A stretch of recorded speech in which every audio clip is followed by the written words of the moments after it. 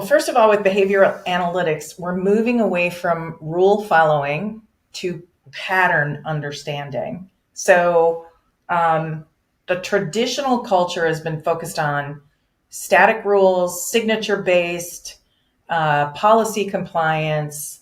Alerts were triggered by X, then we should do Y.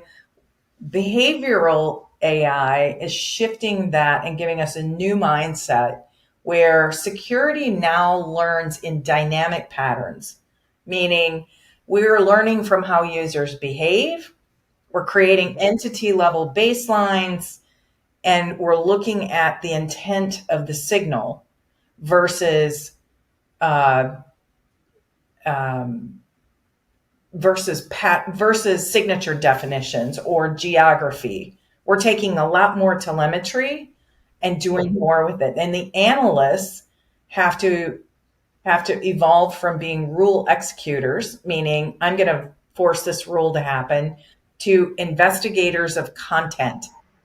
So that's going to shift your organization away from the one size fits all policies to risk-based decision making. So it's really going to change that culture where risk tolerance, the traditional way is risk tolerance was disconnected from the actual user behavior. So what we did is we made decisions based on a flat policy. Like the policy says do X or don't do Y. Mm-hmm. And it was based on, we have a risk appetite that is X. Mm-hmm. This all is going to change where our policies have to be flexible enough to change based on real-time signals as to who's accessing from where, how often, under what pressure. And security becomes much more personalized, more dynamic, and more situationally aware. This is really fundamental change to the way we've thought about it before. Your organization's going to have to shift to create a risk-informed decision framework versus our flat way we thought things. And so even your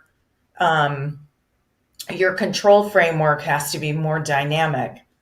Kind of the cool thing about it is it's really going to empower the team to adapt your controls for your privileged users, your third parties, and your critical assets. So it's really going to empower your security people to be more agile in how they think about the security controls.